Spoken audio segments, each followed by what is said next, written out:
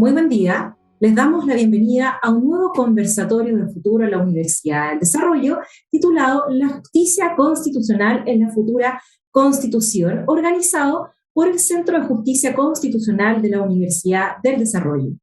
Este conversatorio contará con la exposición de 4 profesores miembros del Centro de Justicia Constitucional de la Universidad del Desarrollo, quienes abordarán distintas propuestas para un nuevo diseño del sistema de justicia constitucional de cara al proceso constituyente actualmente en curso.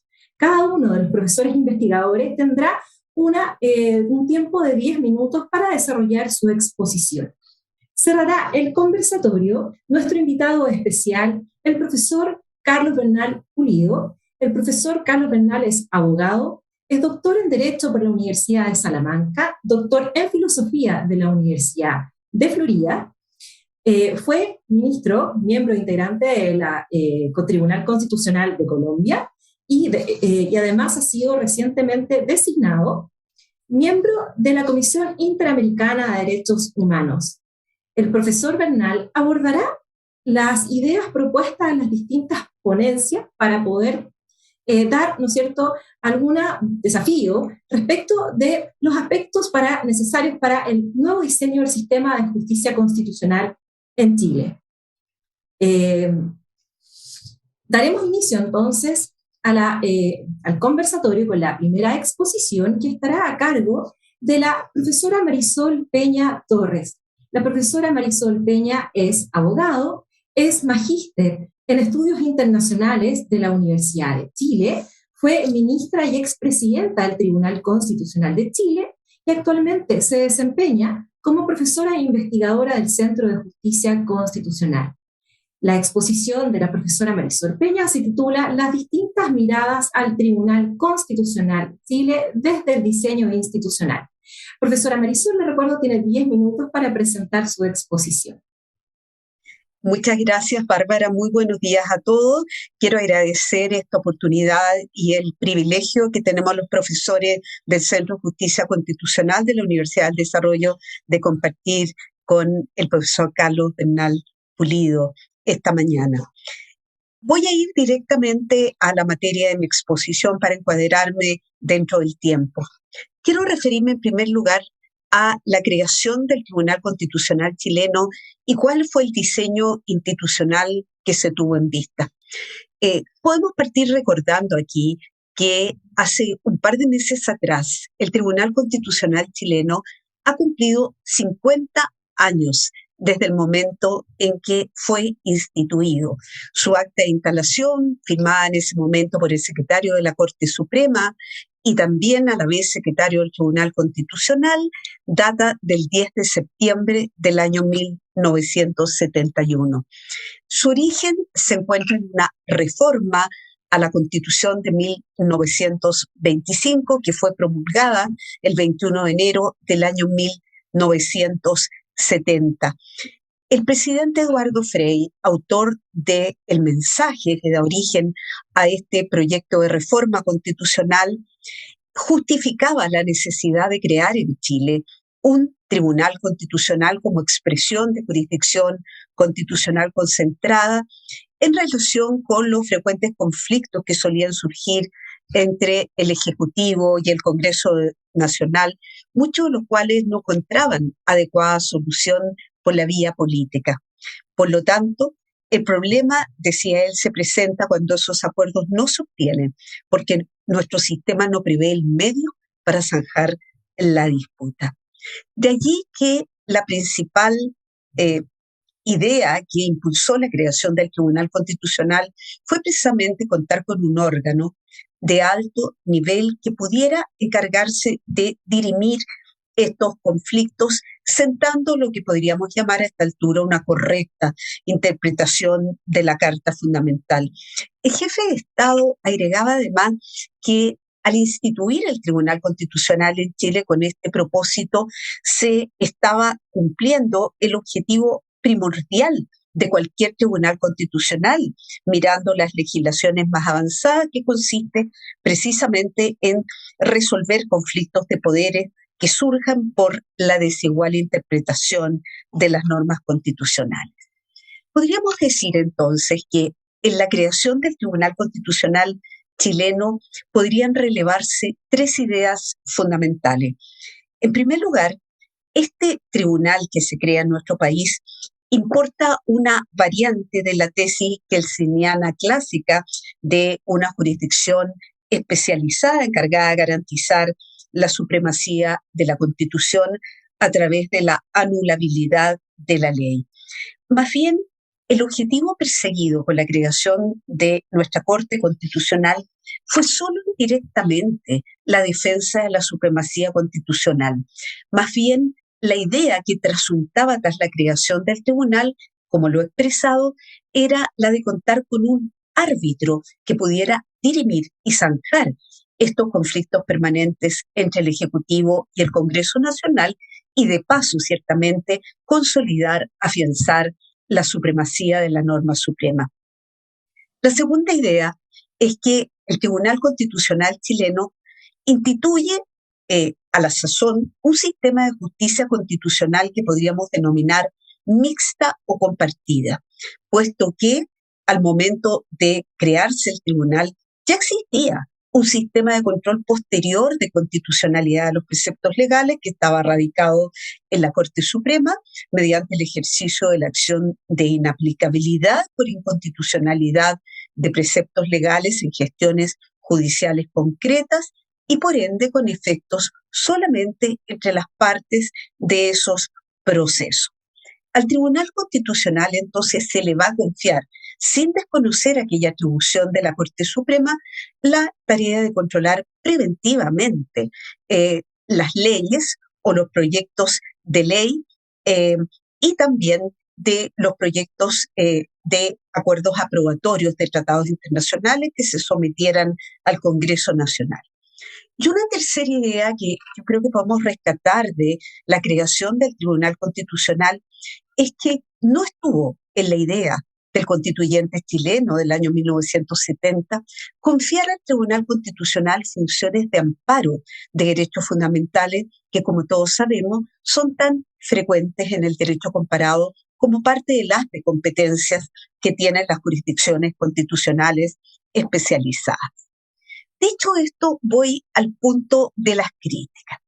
Y quisiera encabezar este apartado sobre las críticas que ha despertado el funcionamiento del Tribunal Constitucional en nuestro país, señalando que no deja de llamar la atención que cuando se reinstaura el Tribunal Constitucional después de esta primera etapa que dura entre 1971 y 1973, y se reinstaura con la Carta del 80 entrando a funcionar el año 81, ese año 81 ingresaron 10 causas al Tribunal Constitucional, 10 causas en todo el año. Las estadísticas del año pasado, del año 2020, registran un ingreso de 1.934 causas, de las cuales 1.509 corresponden a acciones de inaplicabilidad por inconstitucionalidad a la ley, acción que por la reforma del 2005 fue traspasada de la Corte Suprema al Tribunal Constitucional. Seguramente mis colegas se referirán a las razones que impulsaron esta reforma. Ahora, no debiéramos dejar de destacar el hecho de que el Tribunal Constitucional de lo que se ha denominado la segunda etapa, esto es, el que funcionó entre el año 81 y el año 2006, cuando entra en vigencia la reforma del año 2005, fue un tribunal destacado por su aporte a la consolidación de la democracia una vez restaurada en el año 90.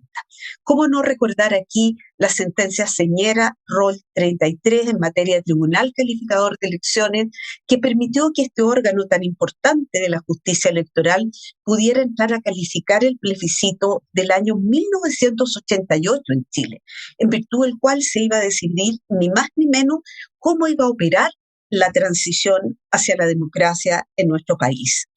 Por otro lado, este tribunal de la segunda etapa, entre el 81 y el 2005, fue un tribunal que aplicó la denominada deferencia razonada respecto del legislador, que tiende a evitar la declaración de inconstitucionalidad de una ley cuando existe algún tipo de interpretación que permita evitarla y eso se hace, como sabemos, a través de la técnica de las sentencias interpretativas, o también cuando el tribunal reconoce espacios del dominio legislativo de la reserva legal que no son susceptibles de ser revisados por el mismo tribunal.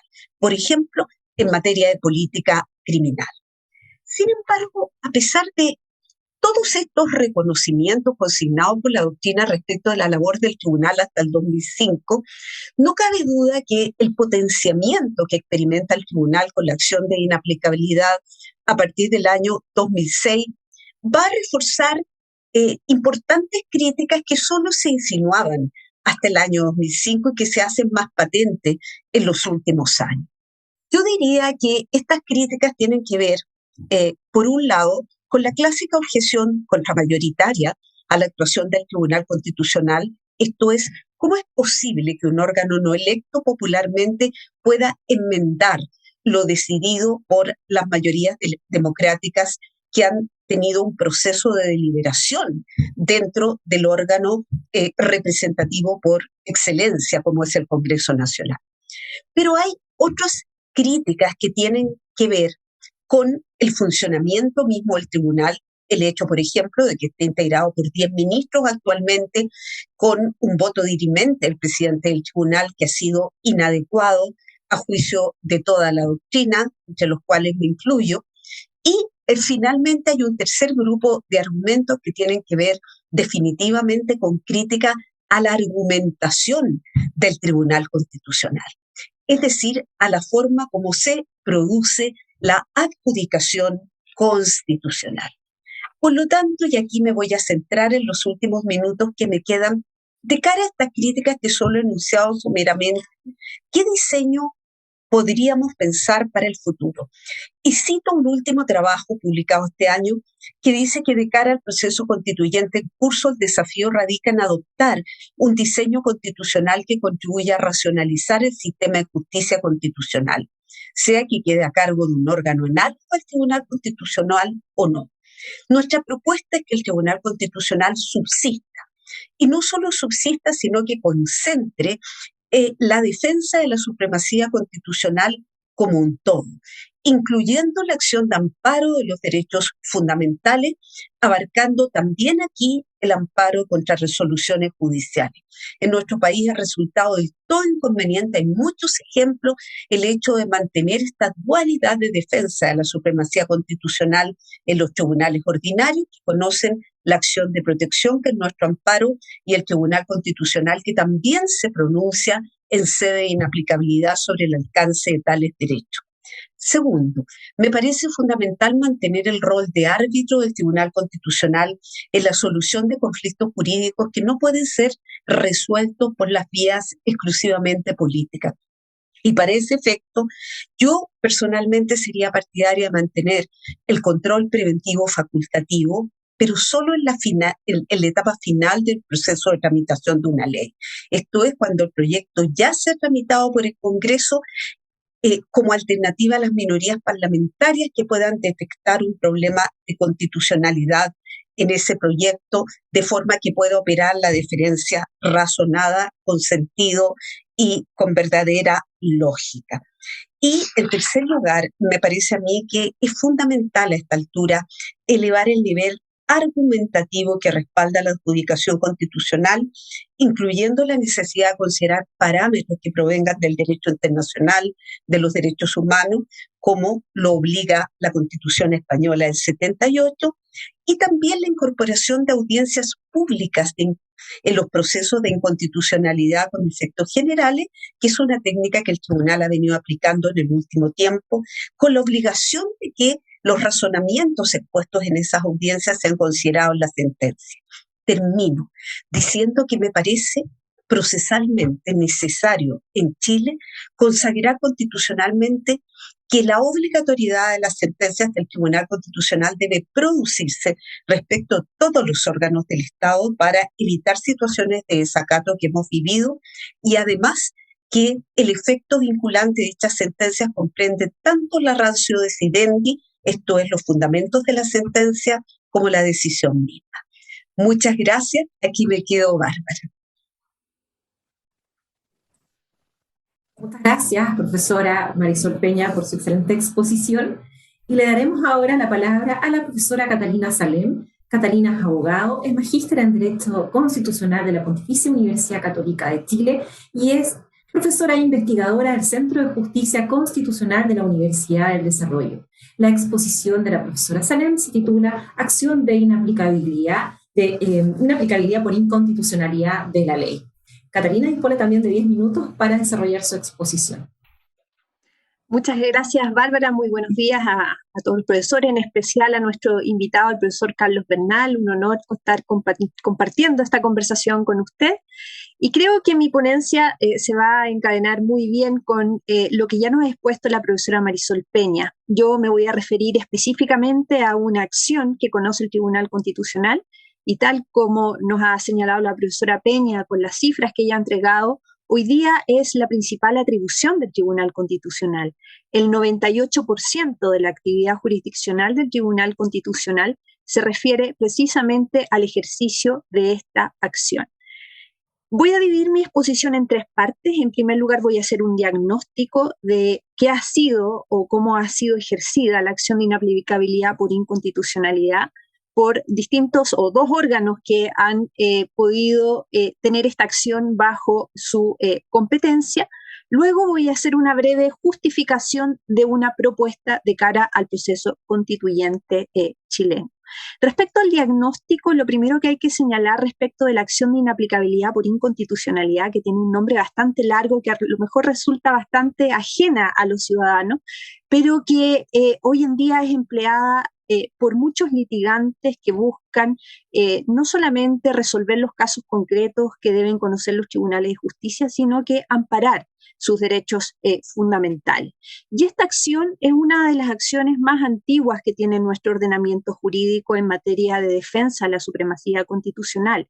La acción de inaplicabilidad fue instaurada por primera vez en la Constitución de 1925 y era conocida por la Corte Suprema, y así lo fue hasta el año 2005, fecha en la cual esta acción dejó de ser de conocimiento de la Corte Suprema y pasó a ser de conocimiento del Tribunal Constitucional.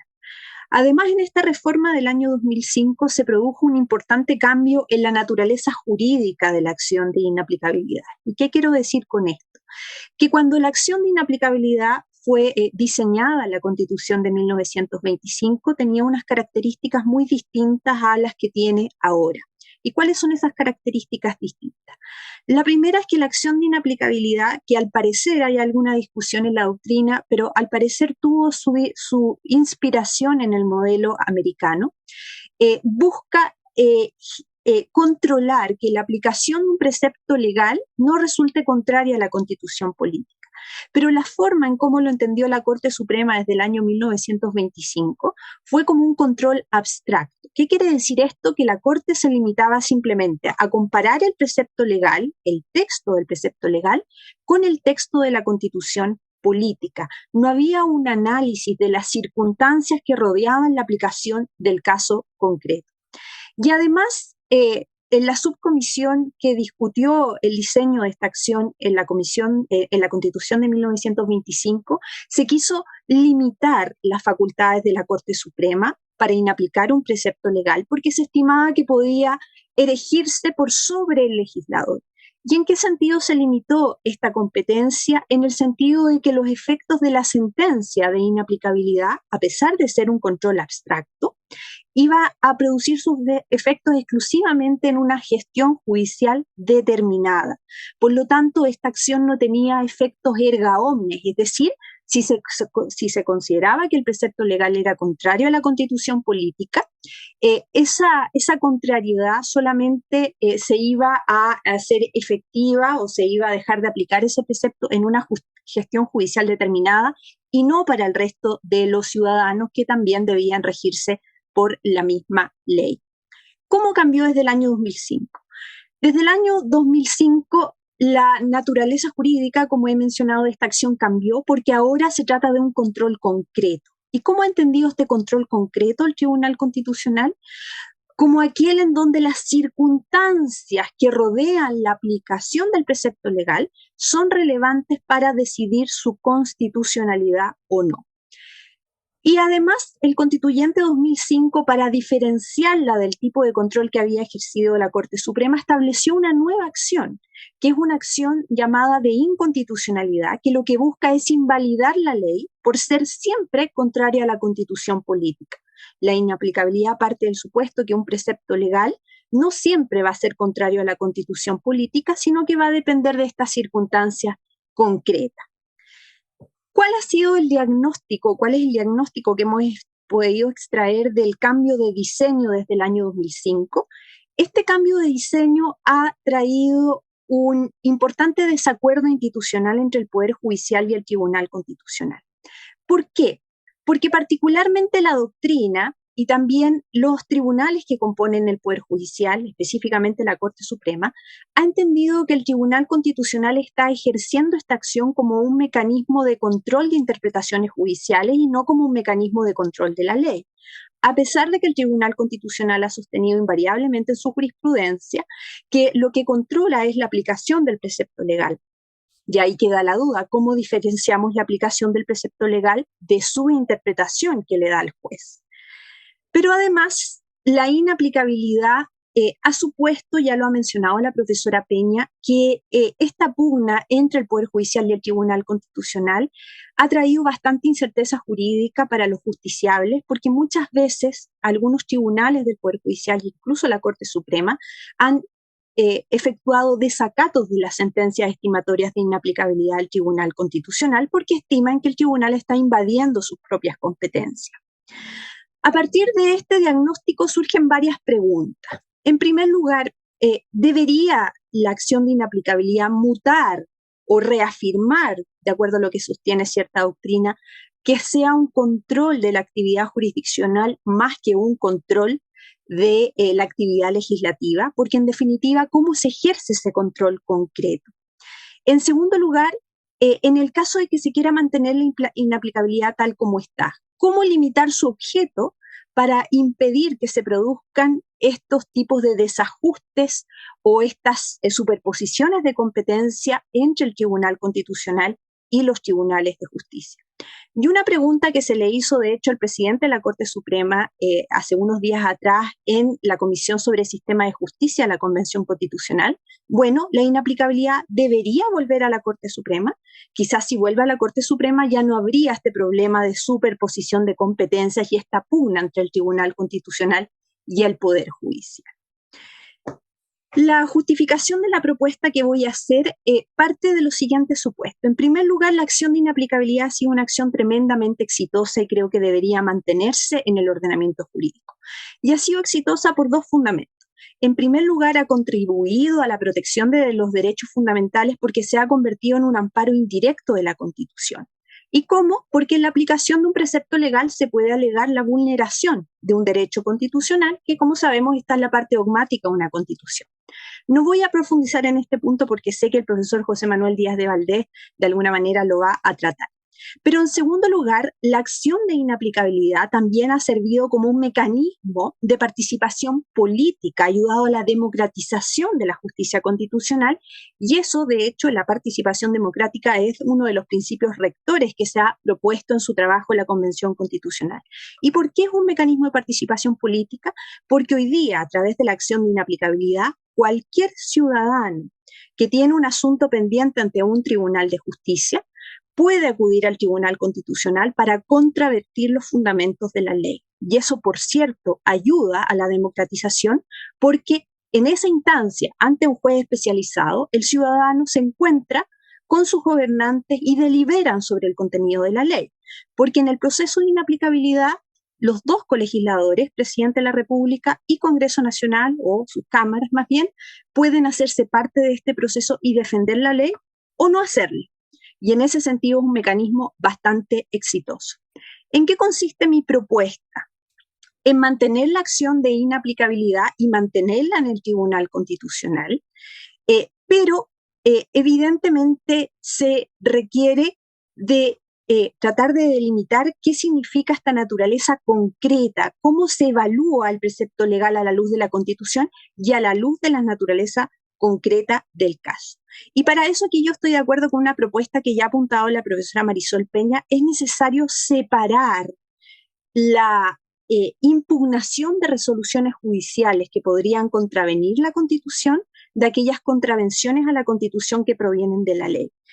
Porque hoy día la acción de inaplicabilidad se está usando muchísimo por los litigantes como un amparo encubierto de resoluciones judiciales. En realidad, uno cuando lee algunos requerimientos de inaplicabilidad se da cuenta que no están impugnando el precepto legal, sino la forma en cómo el juez de la causa está interpretando ese precepto legal. Entonces, un mecanismo podría ser, para depurar la acción de inaplicabilidad, establecer una acción de amparo contra resoluciones judiciales. Hoy día las leyes interpretativas de la ley que dicta el legislador son o pueden ser controladas por el Tribunal Constitucional. ¿Por qué entonces las interpretaciones de los jueces no pueden ser controladas por contravenir la Constitución política? Yo creo que ese es un mecanismo que puede ayudar a despejar el objeto de la acción de inaplicabilidad y establecer una nueva fórmula que permita, por ejemplo, desde uno de los supuestos, que el Tribunal Constitucional vaya fijando una doctrina sobre el contenido dogmático de ciertos derechos constitucionales, con los cuales el juez hoy día opera día a día en distintas acciones de tutela a nivel legal, en la cual tiene que aplicar directamente la Constitución. Y en esos casos a veces se producen diferencias doctrinales entre cuál debería ser el contenido de un derecho constitucional, y creo que fortalecería muchísimo el Estado de Derecho, la certeza jurídica y también la igualdad ante la ley, que un solo órgano sea quien vaya definiendo esos contenidos que van a estar en la Constitución política. Como ya estoy en el tiempo, me quedo hasta aquí. Muchas gracias. De acuerdo. Buenas tardes, muchas gracias por la invitación y por la estupenda compañía, tanto de mis colegas del Centro de Justicia como del profesor Bernal, que es un honor tenerlo en este conversatorio.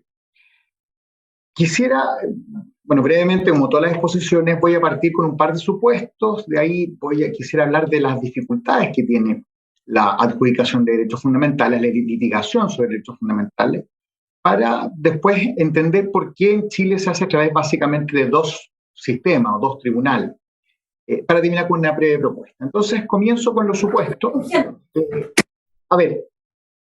Yo creo que hoy día es casi un lugar común decir que el derecho constitucional ya no se centra tanto, no es que no sea importante, pero no se centra tanto en cuáles son los requisitos para elegir al presidente de la República, cuánto duran los ministros de la Corte Suprema, sino que se ha ido desplazando la importancia hacia la protección efectiva de derechos fundamentales. Y esto que es teórico, que uno lee, ¿cierto?, los libros, los artículos, la verdad es que en Chile es bastante real hoy día. En la medida que el proceso constituyente nace, ¿cierto?, de un proceso de ebullición social llamado estallido social, que la verdad empalma bastante más con esta exigencia más o menos orgánica, más o menos consciente de derechos. ¿Ya? Entonces, como que está puesto ahí el énfasis, más que en la parte. Y un segundo supuesto es que para que los derechos fundamentales estén bien protegidos se necesitan tribunales. Es cierto que no es el único medio, hay otros medios, están los otros poderes del Estado, está el rol de la sociedad, el rol de los privados, pero sin tribunales la verdad es que una protección efectiva de derechos fundamentales es bastante incompleta y bastante peligrosa. Entonces, bajo estos dos supuestos, yo diría que, hay que avanzar, ¿cierto? Nosotros podemos partir de esta base, los derechos fundamentales son importantes, necesitamos tribunales para ello, pero eso no es solamente la puerta de entrada. ¿Por qué? Porque al entregarle a los tribunales de justicia, tribunal constitucional, etcétera, la litigación de derechos fundamentales, nos damos cuenta que este encargo viene con muchos problemas, con muchos desafíos. En primer término, porque el contenido de los derechos fundamentales es algo que no está totalmente definido, al revés, digamos, algo impreciso, es algo controversial, es algo que se va cambiando en el tiempo. Y eso hace que la interpretación que hace el juez, ¿cierto?, de la Constitución, del Tratado Internacional, cuando lee libertad de expresión, cuando lee cierto derecho a la vida, cuando lee derecho a propiedad, es algo que es esencialmente controvertible, discutible. Y eso hace que haya crítica. Por tanto, de alguna forma el juez se expone cuando trabaja con derechos fundamentales, de una forma que no se expone cuando trabaja con derecho civil, con derecho penal, etc. Aquí tenemos tribunales mucho más expuestos a la crítica, porque también tiene más libertad y una labor creativa mucho más relevante. Entonces, primer problema, el tema del contenido. Hay un segundo problema que es un problema de capacidad, podríamos decir. Es decir, en el Estado moderno, y esto, digamos, es bastante común en derecho comparado, hay ciertas decisiones que los jueces no están muy bien posicionados para tomar. Y doy un ejemplo muy concreto para el público general, ¿cierto? Imaginemos que una comunidad siente que su derecho a la salud no está protegido y por lo tanto va a los tribunales a pedir que se construya un hospital, porque la verdad es que sin hospital ellos no tienen acceso a la salud. Pues bien, esa decisión, la verdad es que un tribunal es difícil que la pueda tomar bien, porque quizás el organismo técnico, ya sea el Ministerio de Salud, ¿cierto? O Energética, esto van a tener una opinión mucho más completa respecto de si realmente es buena idea poner un hospital ahí, o poner un hospital 100 kilómetros más allá, o poner quizá una institución de atención primaria, o dos, etcétera. Es decir, las soluciones a ciertas demandas que se canalice como derechos fundamentales implican un conocimiento técnico que no siempre está, ¿cierto?, a la mano de los jueces. En tercer lugar, hay problemas que se han llamado de legitimidad, es decir, ¿por qué los jueces deben, ¿cierto?, resolver estos problemas que son de derecho? Aquí no tengo mucho tiempo, ¿cierto?, para entrar en detalle, pero básicamente al público general nuevamente uno piensa en la típica acusación que los jueces a través de los derechos fundamentales van imponiendo su propia moral, sus creencias religiosas, sus creencias valóricas, que de alguna forma no hacen derecho, sino que bajo una apariencia de derecho están transmitiendo e imponiendo sus propias convicciones. Una versión de esto más institucional, es decir, la verdad es que no es el problema, no es tanto la convicción del juez, sino el hecho de que sea el juez. Es decir, esta decisión corresponde a otros poderes del Estado, por el principio de separación de funciones. Estas decisiones corresponden al Ejecutivo, al Legislativo, pero no, ¿cierto?, a los tribunales. Y finalmente, un cuarto problema que quisiera destacar es los mecanismos, porque cuando hablamos de litigación de derechos fundamentales, normalmente, no siempre, porque a veces es cierto que uno litiga contra el Estado, pero también es muy común que se litigue entre particulares, es decir, tenemos derechos fundamentales que se oponen a derechos fundamentales. Y en esos casos, ¿cierto?, operan algo que se llama en doctrina los mecanismos de solución de conflictos de derechos fundamentales. Y esos mecanismos son bastante incompletos, tienen mucha crítica, no funcionan muy bien, esa es la verdad. Proporcionalidad, jerarquía, balance, etcétera. Y eso, ¿cierto?, también de alguna forma expone al juez, ¿ya? Expone al juez, digamos, esta crítica que mencionaba. Entonces, bueno, tenemos una serie de problemas de entregarle esto a los jueces, pero yo dije al comienzo, ¿cierto?, que hay que entregar eso. ¿Cómo lo hacemos entonces? Bueno, de partida hay que asumir que hay ciertos desafíos acá. Los jueces constitucionales y los jueces ordinarios que tratan temas de derechos fundamentales tienen un gran desafío, ¿cierto?, de autocontención, de resolver la cuestión que se les pregunta y no más. Ese solo hecho, muy propio, ¿cierto?, de la cultura anglosajona, permite, ¿cierto?, dar cierta certeza de que los jueces no se extralimitan en demasía cuando conocen estos fallos y que no vulneran la separación de funciones. Segundo desafío, efectividad. ¿Cómo crear un sistema que realmente proteja derechos fundamentales? Porque si uno tiene derechos que, digamos, están en el papel, pero que no se pueden exigir ante un juez, la verdad es que tanto el derecho como el juez se desprestigian. Si nosotros en esta nueva constitución creamos derechos que no van a ser justiciables y que o que los jueces, digamos, no son capaces de ser efectivos, la verdad es que nos arriesgamos a un desprestigio general, tanto, insisto, del Estado de Derechos como de los tribunales. Y tercer desafío, evitar algo que se llamaba efecto rebote o efecto backlash. ¿Qué significa esto? Que en ciertos conflictos de derechos fundamentales se enfrentan visiones de sociedad muy distintas, conflictos que no están resueltos. Doy, por ejemplo, la pena de muerte, el matrimonio homosexual, ¿cierto?, adopción homosexual, etc. Son temas en que la sociedad se divide profundamente. A veces estos temas llegan, ¿cierto?, a los tribunales antes que el legislador o el constituyente los haya resuelto. Y eso, en ciertas situaciones, se ve como un triunfo de un sector que logra, ¿cierto?, hacer, comillas, avanzar el derecho en la dirección que le interesa. Pero a veces produce un efecto rebote, que es que la posición que perdió se rearma, se reenergiza y comienza una batalla larga, ¿cierto?, en contra de esa decisión judicial.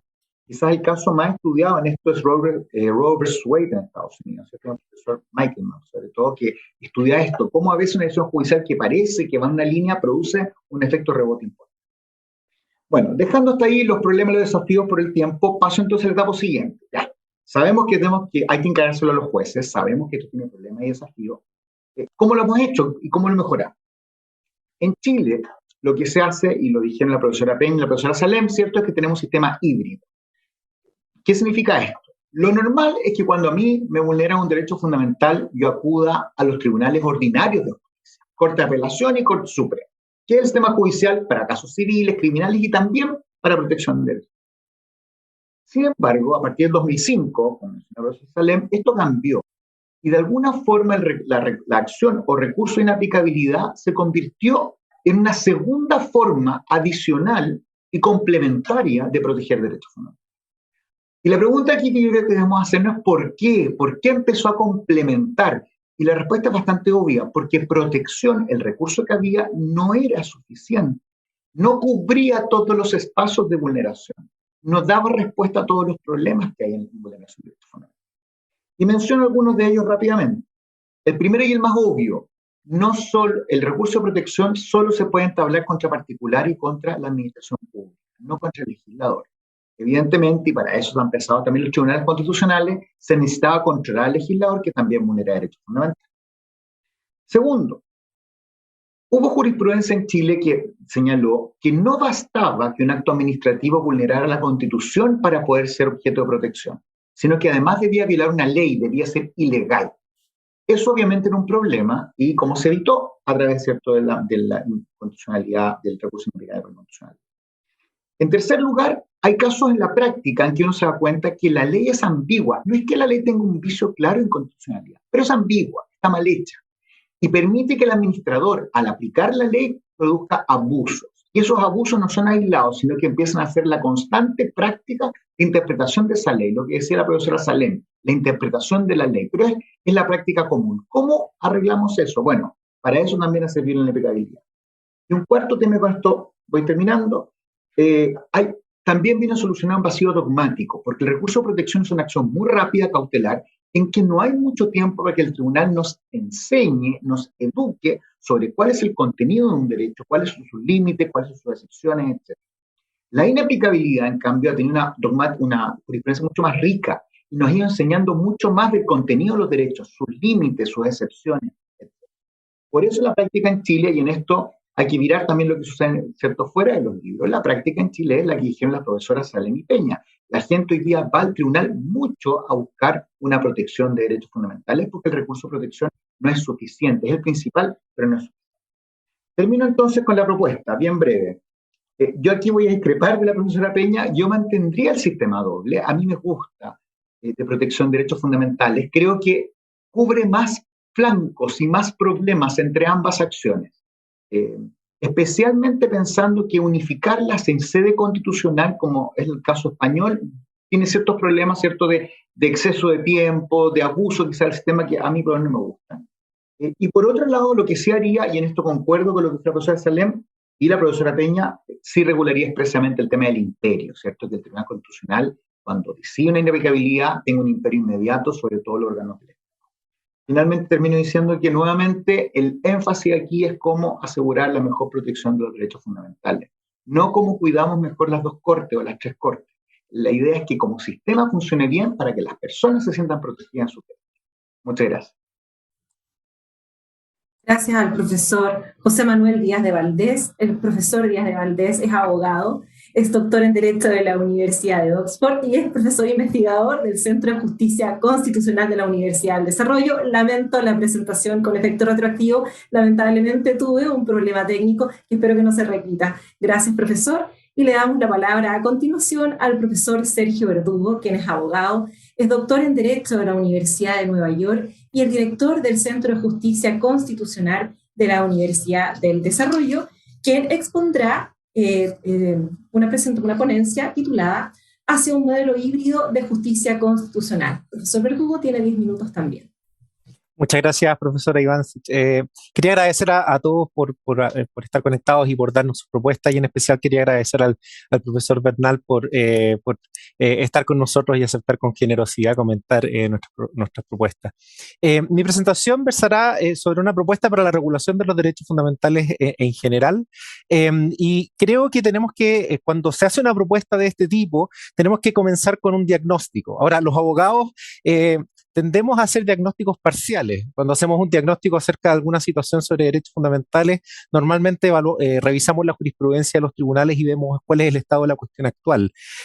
Pero si uno revisa cuáles son las demandas sociales que están relacionadas con los derechos fundamentales y que están presentes en la Convención Constitucional actual, uno se da cuenta que hay problemas respecto a los cuales los tribunales son insuficientes para corregirlo. Entonces hay que mirar un poco más allá. Lo primero que tenemos que preguntarnos, ¿cuál es el problema que queremos corregir? Y yo creo que aquí una distinción entre los derechos sociales y los derechos civiles y políticos es deseable. Es deseable porque la gran mayoría de las demandas sociales están asociadas a los derechos sociales y es deseable también porque en esos derechos sociales vemos carencias, no tanto porque los tribunales hayan hecho un rol, un mal rol, sino porque ha habido una inercia legislativa bastante alta en el desarrollo de políticas públicas asociadas a los derechos sociales que a la población le interesan mucho más. Y la gran pregunta es, bueno, ¿y por qué se debe? ¿Por qué existe esa inercia legislativa? Y aquí los académicos tenemos diferencias, ¿no? Hay algunos que culpan al Tribunal Constitucional, hay otros que culpan a las supermayorías en algunos casos. Yo tiendo a pensar que este es un problema multicausal que se debe en parte a incentivos perversos que están en nuestro sistema político que no dependen de los tribunales. Tener un Congreso fragmentado con un sistema proporcional con bajos umbrales, más un presidencialismo exacerbado cuyo ciclo electoral no está bien alineado con el Congreso, no genera suficientes incentivos para tener pactos de gobierno que permitan después desarrollar políticas públicas consensuadas, bien financiadas y que sean políticamente sustentables en el tiempo. Yo creo que ese es el principal problema que tenemos hoy día. El problema no es que los tribunales no hayan hecho lo suficiente, hay una jurisprudencia que podemos juzgarla con distintos ojos, pero existe una jurisprudencia en materia de derechos sociales. Pero en materia de derechos civiles y políticos, si miramos afuera, vemos que en general el sistema político chileno es razonablemente competitivo, ¿no? Hay harta alternancia por el poder, los resultados de las elecciones son bastante impredecibles, existen niveles razonables de libertad de asociación y de libertad de expresión, y por supuesto si miramos la jurisprudencia vamos a ver que hay algunos derechos que debieran tener más protección que otros, hay efectivamente problemas importantes asociados al debido proceso y otros derechos específicos, pero son problemas de una naturaleza distinta. Entonces, dicho esto, a mí me parece que es importante que el debate se dé de manera, o sea, tomando en consideración este diagnóstico. Y por eso quiero transmitir tres ideas. La primera es que cuando discutimos la protección de los derechos, normalmente miramos a modelos que no tienden a atacar el problema de los derechos sociales como lo describí yo hoy día. Tendemos a mirar mucho el sistema de directrices, por ejemplo, que se desarrolló en Irlanda, que se sigue parcialmente en España, Suecia, en India, aunque con efectos distintos, y que a muchos académicos les entusiasma, pero el sistema de directrices parece no ser una solución adecuada para responder a las demandas sociales hoy día, o a lo menos es insuficiente. El otro modelo que tendemos a mirar es el modelo tradicional alemán-español y todas las derivaciones que se han hecho y los sistemas de justicia constitucional fuertes que se han desarrollado en el mal llamado sur global. ¿Ya?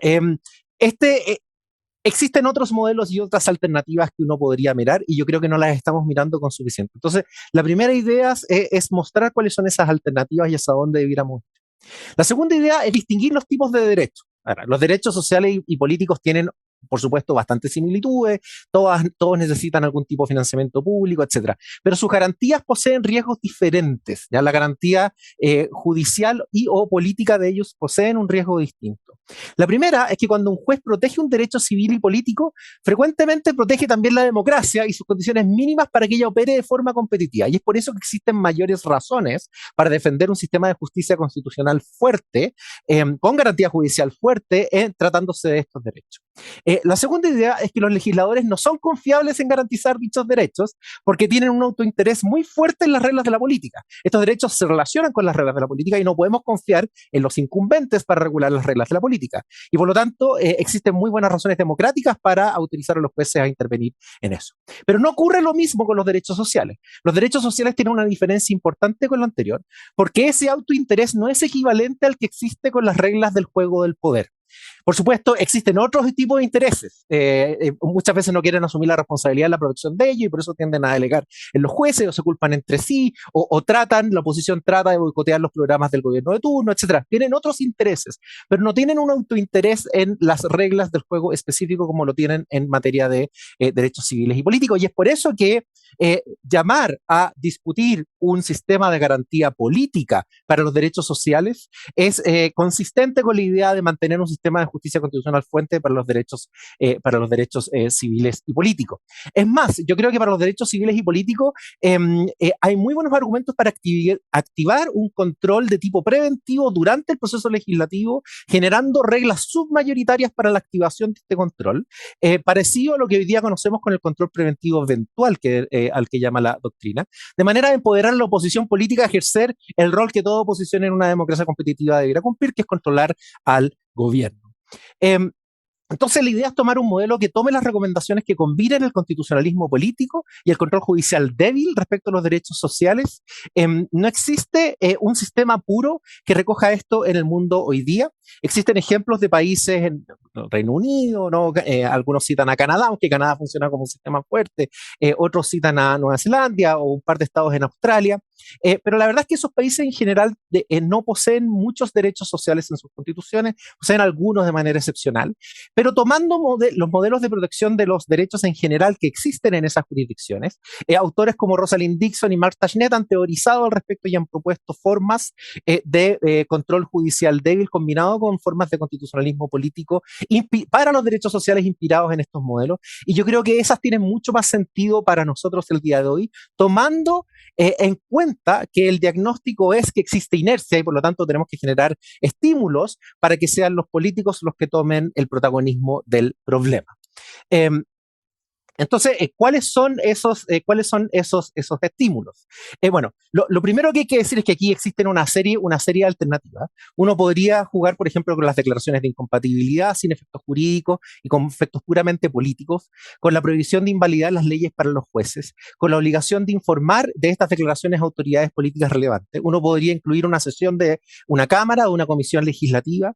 En 2 provincias de Australia, por ejemplo, los Attorney General tienen que reportar el caso al Parlamento, incrementando la presión política en ellos, ¿no? O sea, generando mayor accountability en este punto. Quienes tienen además la obligación de responder por escrito en 6 meses.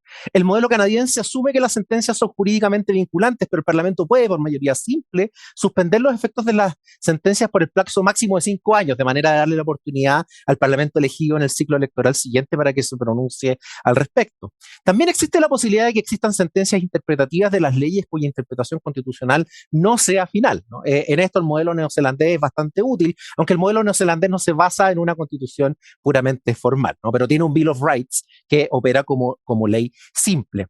Y de ese modo, entonces, las interpretaciones constitucionales de los jueces no son obligatorias para el legislador, pero uno podría generar la obligación del legislador de fundamentar y justificar explícitamente cuando se quiera apartar de las interpretaciones dadas por los jueces antes. De ese modo, la última palabra lo tienen los políticos, ¿no? Pero los políticos tienen la obligación de dar cuenta y razones de por qué se apartan de este modelo. Y estos motivos políticos pueden ser incluso más importantes que los motivos jurídicos que se puedan dar y mucho más eficaces. Uno podría también establecer un sistema de obligaciones de justificar la constitucionalidad de políticas propuestas a órganos políticos, haciéndose cargo de la experiencia judicial en estos derechos, explicando el modo como las propuestas implementan los valores constitucionales en juego. Obligaciones periódicas de discutir la legislación por parte de comisiones parlamentarias, la facultad del Parlamento de decidir no aceptar una sentencia judicial específica en algunos casos y bajo ciertas condiciones. Uno podría pensar en un modelo que combine estas alternativas. Este modelo no va a ser suficiente para garantizar que el legislador efectivamente dicte políticas públicas que vayan a satisfacer a todos los chilenos. Para eso se requiere además establecer un proceso político que contenga incentivos para formar pactos de coalición que sean sostenibles en el tiempo. Y por eso se da la paradoja de que para corregir un problema importante para los derechos hay que tocar la parte orgánica de la Constitución y no solamente la parte de los tribunales, sino que la parte del proceso político. Pero yo creo que puede ser un buen complemento para lo anterior. Y ello se suma al rol tradicional que los jueces pueden cumplir, ¿no? que ya sabemos donde son efectivamente muy buenos para cumplirlo. Pueden obligar a cumplir la ley, suponiendo que esa ley exista, pueden impedir interpretaciones constitucionales que sean aberrantes. Pensemos en pensiones, por ejemplo. Si nosotros establecemos un sistema de seguridad social con principios constitucionales que garanticen la solidaridad y una visión también que proteja las cuentas individuales de ahorro de los cotizantes, una interpretación razonable debiera entonces prohibir un sistema que se base solamente en la solidaridad, excluyendo los ahorros individuales, o solamente en los ahorros individuales, excluyendo la solidaridad, obligando al legislador a articular a estos dos principios. Y de ese modo puede evitar interpretaciones aberrantes. Además, como ha dicho Rosalind Dixon muchas veces, puede ayudar a identificar puntos ciegos en la legislación que después pueden volver a la política y puede identificar cargas de inercia en la legislación, que es uno de los grandes problemas que tenemos hoy día. Muchas gracias. Muchas gracias, profesor Verdugo. Y nos corresponde finalmente cerrar este conversatorio con la exposición del profesor Carlos Bernal, a quien ya tuvimos oportunidad de presentar. Le agradecemos al profesor Carlos Bernal la posibilidad de acompañarnos el día de hoy en este conversatorio y escucharemos ahora su exposición sobre los desafíos del diseño de un sistema de justicia constitucional para Chile. Profesor, dispone de 20 minutos para desarrollar su exposición. Muchas gracias. Bueno, muchísimas gracias no sé si me escuchan bien, si alguien me puede dar alguna señal. Perfecto, muy bien. Bueno, muchas gracias por esta invitación que me honra muchísimo a unirme a este interesante debate que la verdad sea dicha, pues es clave para el proceso constitucional chileno y quizás es el mundo ideal en el que un constitucionalista podría participar. Antes de comenzar con los puntos que tengo 10 puntos sobre los que yo quisiera hablar de las ideas que fueron presentadas. Hay algo que quizás podría sugerir a Chile, quizás, no sé si, creo que la Asamblea Constituyente podría hacer esto, pero también el presidente o el Poder Judicial, el propio Tribunal Constitucional, un ministro, el Congreso, sería muy interesante que Chile pidiera un informe a la Comisión Venecia sobre estas preguntas que están sobre la mesa. La Comisión Venecia es este grupo internacional de expertos que se encargan de conceptuar sobre prácticas constitucionales y sobre sistemas constitucionales, y valdría la pena escuchar a ver qué tiene que decir la Comisión Venecia acerca de las varias ideas que Chile tiene en mente para como modelo de justicia constitucional, y veo que muchas de estas ideas pues están aquí en las estupendas exposiciones que se acaban de hacer. Dicho esto, yo quisiera hablar de 10 puntos. En primer lugar, y estos 10 puntos tienen que ver con las exposiciones que se han hecho, entonces voy a resaltar los puntos de los diferentes ponentes y a referirme a ellos. En relación con la exposición de Marisol, y perdónenme la informalidad, aquí voy a hablar con nombres propios, yo soy Carlos y ya cada quien lo voy a tratar con su nombre propio, ya somos amigos. En relación con la exposición de Marisol, yo quisiera empezar, mi primer punto es, Marisol resaltó la tradición. Mi humilde perspectiva es que Chile tiene una tradición de tribunal constitucional que en este contexto de asamblea constituyente no es desdeñable. Es decir, sería un error no partir de la base de esa tradición, entre otras cosas porque la tradición del Tribunal Constitucional chileno, yo conozco algunas de las sentencias, responde a un contexto determinado y por más de que un Congreso Constituyente o una Asamblea Constituyente quiera hacer una tabula rasa y crear un corte limpio histórico, pues el contexto no se puede cambiar. Y por esa razón, yo sí diría que es muy importante que esta tradición de la que nos ha hablado Marisol se tenga en cuenta. Sin embargo, pues desde luego, el tener una asamblea constituyente funcionando, pues crea la oportunidad de mejorar esa tradición, de reflexionar acerca de las ventajas y desventajas de esa tradición, y yo creo que Marisol lo ha hecho de una manera estupenda en su conferencia, y quizás comparar esa tradición con dos elementos. Primero, con ideales que uno pueda tener, ideales de democracia deliberativa, ideales acerca en teoría, cuál es el mejor papel que una Corte Constitucional pueda llevar a cabo en una democracia deliberativa, en el tipo de constitucionalismo que se quiere implementar en la Constitución chilena. Y en segundo lugar, algo de lo que implícitamente hablaba Sergio en su intervención, y es comparar esa tradición con otras prácticas. Hay una profesora de Harvard que se llama Vicki Jackson, que ha dicho en un libro que tiene ya casi 10 años, del 2012, que una de las grandes utilidades del derecho comparado es que nos hace reflexionar acerca de nuestra propia práctica y compararla con las mejores prácticas. ¿Cuáles son las mejores prácticas que hay en otros países? Por eso yo veo que este foro es un foro muy productivo, porque aquí se ponen en contraste algunas de las ideas propias con algunas ideas que podrían encontrarse en otras latitudes, y da esa posibilidad de las mejores, de comparar con las mejores prácticas. Quizás yo creo que frente a ese primer punto, un equilibrio puede encontrarse cuando se mantiene la tradición, pero se modifica lo necesario para ajustarse o avanzar en relación con esos ideales y con las mejores prácticas que se pueda tener. Muy bien.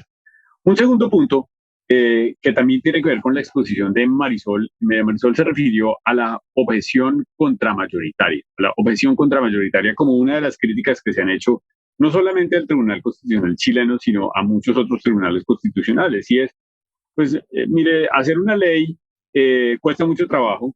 Primero cuesta elegir el Congreso o el Parlamento, hacer que ese Congreso de alguna manera represente a la sociedad, luego que ese Congreso se ponga de acuerdo, tramite una ley con todas las diferentes etapas. ¿Cómo es posible que la opinión de unos jueces, que no pasan de un puñado o de 2 puñados, prevalezca a lo que dicen las mayorías políticas?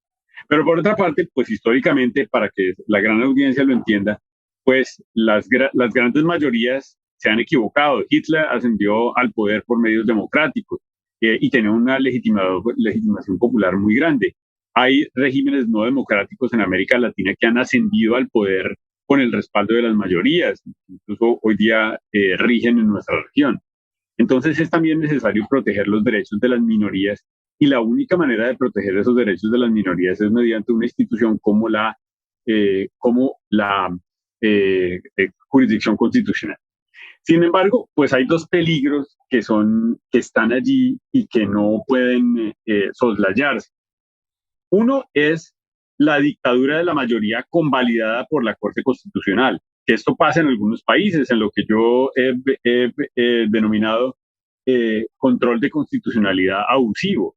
El control de constitucionalidad abusivo existe, por ejemplo, cuando hay un gobernante que además tiene mayorías en el Parlamento y que además tiene a la Corte Constitucional en el bolsillo, Corte Constitucional que avala y refrenda todo lo que el gobernante ha dicho y refrenda la dictadura de la mayoría en contra de los derechos de las minorías. Ese es un primer problema. Ahora, el otro problema es el otro peligro es el peligro justamente opuesto, y es la dictadura de la minoría. Es decir, que ciertos grupos minoritarios, por medio del litigio estratégico, hagan que la Corte Constitucional o el Tribunal Constitucional se pronuncie sobre ciertos intereses y los haga prevalecer frente a la voluntad de la mayoría. Ese es otro peligro con el que un Tribunal Constitucional no puede, decir, debe contar. Por eso yo creo que un equilibrio ante esto se logra cuando tanto en el modelo constitucional del diseño de la jurisdicción constitucional como en una ley de desarrollo y luego en la práctica de los tribunales constitucionales se reconoce la prioridad epistémica del legislador y la prioridad del legislador para definir qué es la Constitución y qué son los derechos en un contexto determinado, y a la Corte Constitucional se reserva un papel de decidir cuáles son los límites que debe tener el legislador y que están marcados por aquello que pueda hacer o que esté constitucionalmente prohibido o aquello que está constitucionalmente ordenado. Es decir, yo creo que la objeción contramayoritaria se vence cuando se logra un modelo en el que la regla de la mayoría y la deliberación democrática se mantiene, a no ser que sea necesaria la intervención del Tribunal Constitucional. Y hay varias cosas que, por ejemplo, también pueden servir para esto y que tienen que ver con los diseños de nombramiento de los jueces. A mí me gusta mucho el modelo en el cual, por ejemplo, en el que yo participé cuando fui elegido juez en la Corte colombiana, en el cual el Senado participa. ¿Por qué esa participación del Congreso o del Senado es muy importante en el nombramiento o en la ratificación de los jueces, como ocurre en los Estados Unidos?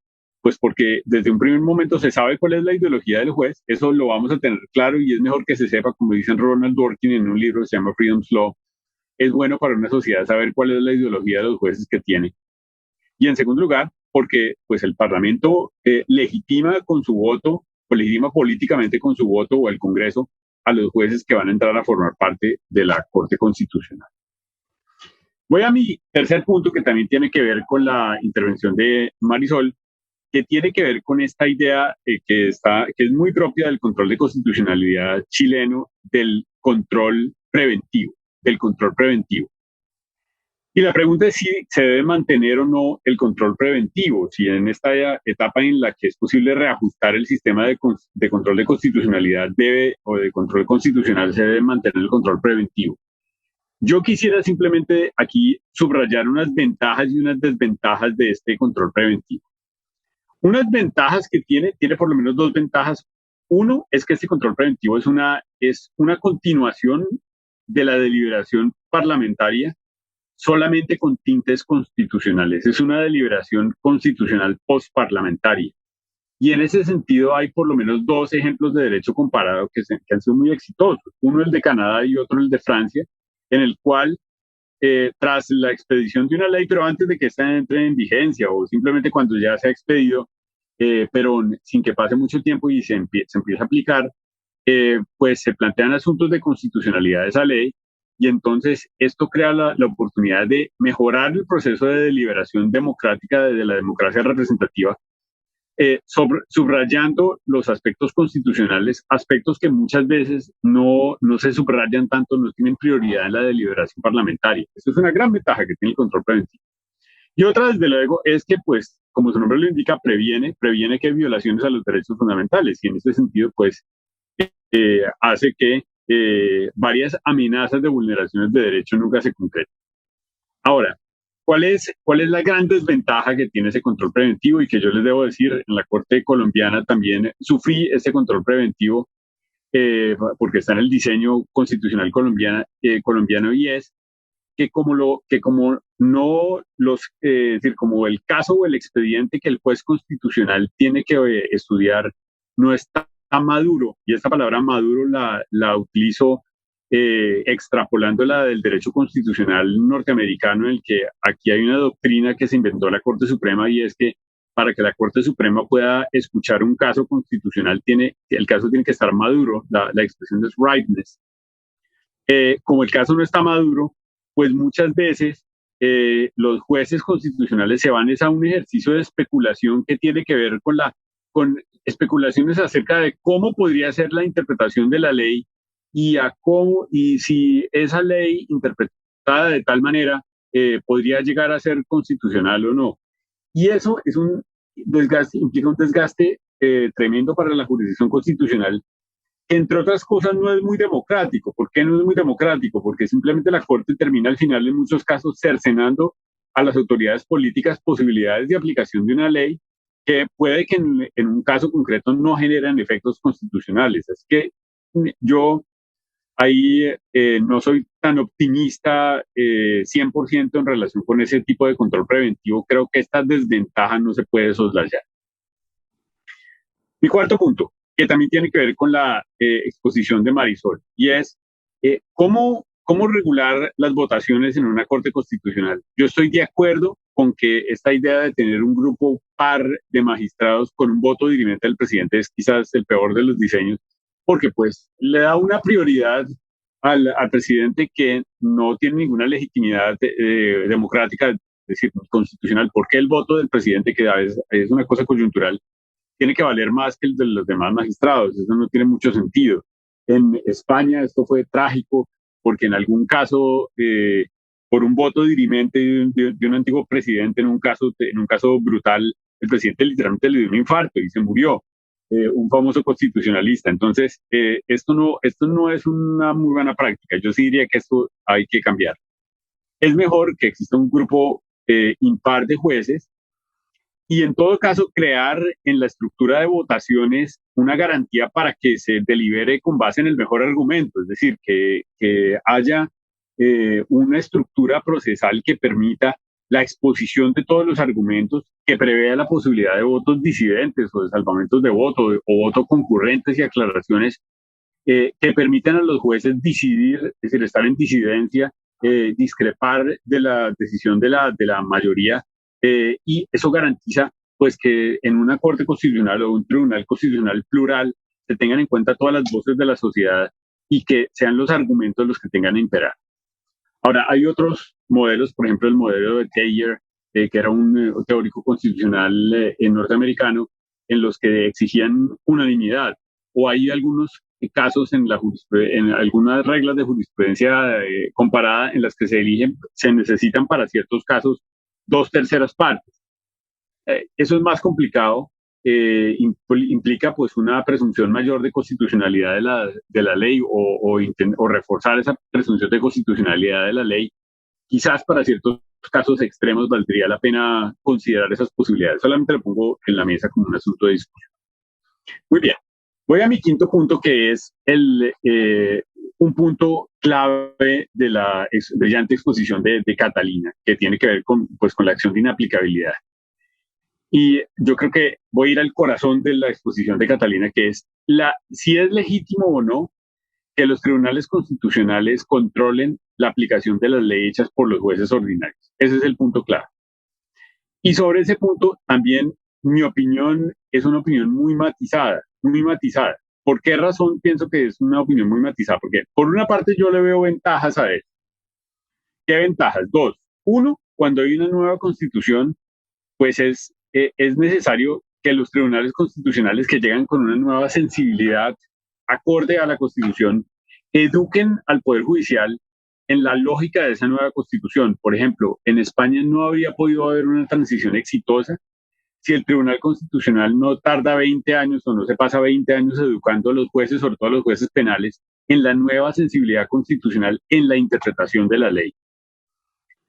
Dos, allí, en esa interpretación de las leyes, es en donde la Constitución y los derechos fundamentales son efectivamente relevantes. ¿Por qué razón? Pues porque en la ley en abstracto muchas veces no es posible ver los problemas que hay en la interpretación de la ley en concreto.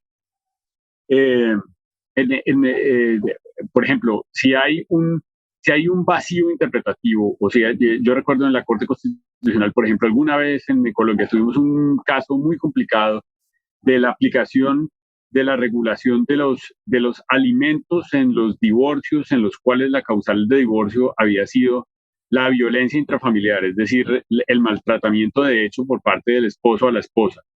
Y la pregunta era si los alimentos regulados en el Código Civil solamente estaban basados en el componente de solidaridad, es decir, si el cónyuge más rico tenía que darle al cónyuge pobre alimentos, o si allí, por ejemplo, esos alimentos podrían tener un carácter compensatorio o de indemnización o incluso punitivo en casos de maltratamiento. Y una posibilidad era simplemente pues atenerse a la ley y decir, mire, la ley dice que estos alimentos tienen solamente un fundamento en solidaridad, y en el caso que nosotros teníamos que considerar, la demandante, que era la mujer maltratada, ganaba más dinero que el marido maltratador. Entonces, en ese caso, pues si uno aplicaba la ley tal cual, pues quizás era ella, la maltratada, la que le tenía que pagar alimentos al maltratador. Pero claro, ¿cómo interpretar eso, por ejemplo, desde elementos del debido proceso, que tiene que ver con que esta señora tiene derecho a que le indemnicen los daños, a que someterla a que vaya a otro procedimiento diferente al del divorcio y regulación de alimentos es revictimizarla, y a asuntos como la coherencia del sistema interno con la Convención de Belén do Pará en contra de la violencia intrafamiliar y en contra de la violencia en contra de las mujeres, que llevaba a interpretar esa ley en el sentido de que el maltratador tenía que pagarle alimentos y compensar a la víctima. Entonces, es en esos casos en los cuales literalmente la Constitución, o en ese ámbito en el que la Constitución y los derechos fundamentales son más relevantes. Pues por esa razón yo estaría a favor de aceptar ese riesgo en el control de la interpretación, el control constitucional de la interpretación legal vía la acción de inaplicabilidad. Ahora, desde luego, Y esto tiene que hacerse con muchísima prudencia.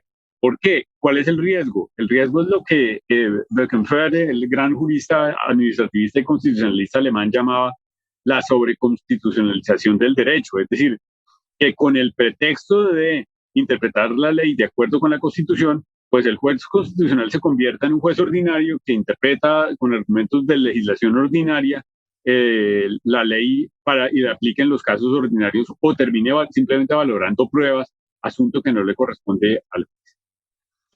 Muy bien, voy a mi sexto punto que tiene que ver también con la exposición de Catalina y es con los efectos de las sentencias. Si las sentencias deben tener efectos solamente interpartes o también interpares o erga omnes.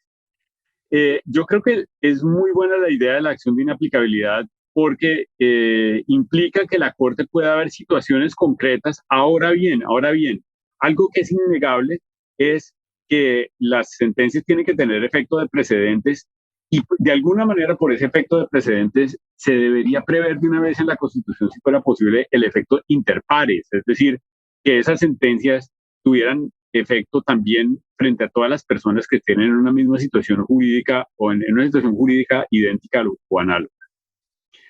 Muy bien, como se me está acabando mi tiempo, voy a ir un poquito más rápido hoy. Mi punto séptimo, también que tiene que ver con la exposición de Catalina, es el valor de la participación política y democrática en la acción de inaplicabilidad.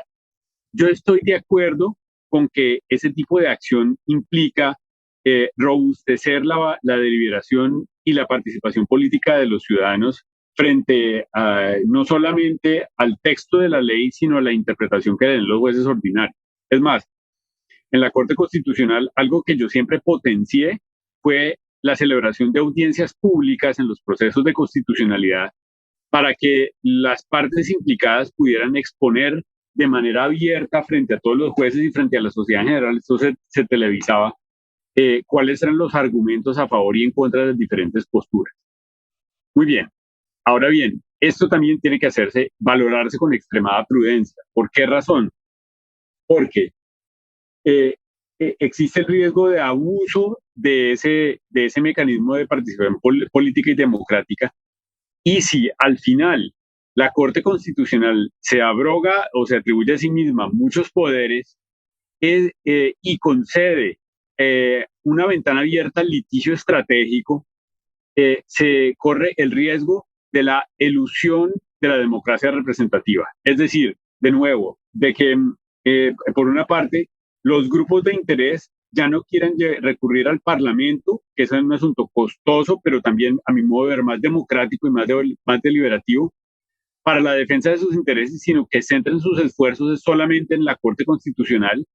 Y también, y si la Corte pues acepta esa práctica, pues entonces lo que hace es descorazonar, desincentivar la democracia representativa y, entre otras cosas, pues hacerle el trabajo muy fácil a los congresistas que ya no querrán, o a los parlamentarios que ya no querrán enarbolar sus banderas y sacar adelante proyectos de ley para resolver problemas sociales, porque saben que efectivamente la Corte Constitucional lo resuelve por ellos. Muy bien. Voy a mis últimos 3 puntos. 2 tienen que ver con José Manuel y el último punto, que es un punto muy difícil y yo creo que quizás el clave para el constitucionalismo chileno en el marco del constitucionalismo latinoamericano, que es el de los derechos sociales, punto de ser. 2 puntos de José Manuel. Primero, el problema de la indeterminación de los derechos. Desde luego que ese es el gran problema de abrir una jurisdicción constitucional y es el que, dado que los derechos quedan indeterminados, pues los jueces constitucionales, si no llevan a cabo su función, si no ejercen su función con modestia y con prudencia, terminan convirtiéndose literalmente en dictadores que, como lo diría también Böckenförde, determinan hasta las leyes que regulan los termómetros. Así lo puso de manera satírica Böckenförde. Yo, en parte, en la Corte Constitucional colombiana vi esa proclividad a la expansión indefinida en la indeterminación de los derechos. Yo estoy en desacuerdo con eso y muchos de mis salvamentos de voto tenían que ver con eso.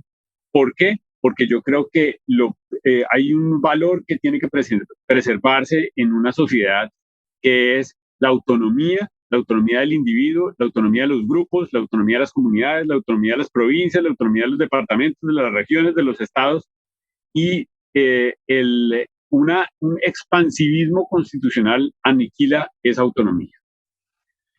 Y eso tiene que ver con otro de los problemas que surgió en la estupenda conferencia de José Manuel, que es con el carácter técnico de muchas de las decisiones. Claro, entre otras cosas porque por esta vía, pues muchas de las decisiones que más importan en un Estado, que son decisiones que tienen que ver con presupuesto, con regulaciones, etcétera, pues son decisiones muy técnicas y al final la Corte Constitucional no tiene mucho que decir o las cosas que tengan que decir pues son muy matizadas.